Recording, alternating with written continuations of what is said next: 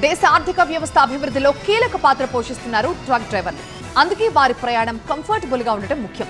Truck డ్రైవర్ల అలసట మరియు ఒత్తిడిని తొలగించడంలో సాంకేతికత ఎలా ముఖ్యమైన పాత్ర పోషిస్తుందో ఇప్పుడు చూద్దాం. మన డ్రైవర్స్ తెలియని ఎక్కువ దూరం ఎక్కువ బరువుతో ఆగకుండా నిరంతరాయంగా ప్రయాణించడం సులభం కాదు. వీరి ముందు చాలా సవాళ్లున్నాయి మరియు దేశ పురోగతిని వేగవంతం చేసే మహత్తర బాధ్యత భుజాలపై ఉంది. వీరే దేశ ట్రక్ రథసారథులు. తమ ఆరోగ్యాన్ని కూడా పణంగా పెట్టి గమ్యం చేరుకుంటారు.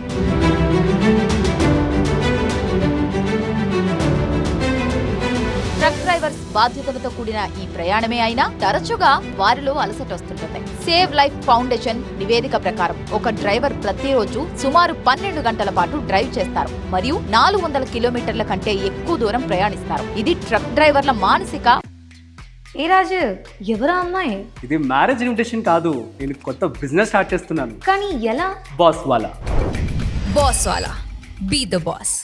మరియు శారీరక ఆరోగ్యంపై ప్రత్యక్ష ప్రభావం చూపుతుంది. ఈ అలసట మరియు ఒత్తిడి తరచుగా రోడ్డుపై ప్రమాదాలు జరిగే అవకాశాలను పెంచుతుంది.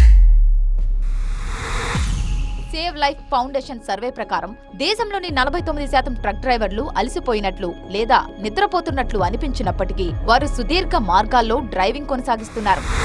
500 किलोमीटर 600 किलोमीटर चलाता हूँ. सफ़र लंबा हो तो वैसे चलाता हूँ. बहुत ज़्यादा सेहत बेकार होता है. ట్రక్ డ్రైవర్ల అలసట అలాగే ఒత్తిడిని తగ్గించడానికి దేశంలో మౌలిక సదుపాయాలను మెరుగుపరచడంతో పాటు వాహన తయారీ కంపెనీలు, పాలసీ మేకర్లు, ట్రాన్స్పోరేటర్లు, ఇండస్ట్రీ వ్యక్తులు కలిసి పనిచేయాల్సిన అవసరం ఉంది. పెద్ద ట్రక్కులలో సౌకర్యవంతమైన సీట్లు మరియు NVH క్యాబిన్ డిజైన్ల అవసరం ఉంది. అంటే తక్కువ శబ్దం, తక్కువ వైబ్రేషన్ మరియు సౌకర్యం కోసం పూర్తి ఏర్పాట్లు ఉన్న క్యాబిన్లు. అంతేకాకుండా ట్రక్ నడుపుతున్నప్పుడు ప్రయాణికుల అలసటను తగ్గించేందుకు ఆధునిక సాంకేతికత వంటివి ట్రక్కులో టిల్ట్, టెలిస్కోపిక్ స్టీరింగ్, AMT మరియు క్రూయిజ్ కంట్రోల్ వంటి ఆధునిక ఫీచర్లు ఉండటం చాలా ముఖ్యం. దీనివల్ల ట్రక్ డ్రైవర్ల అలసట తగ్గి ప్రయాణం మరింత సురక్షితంగా ఉంటుంది.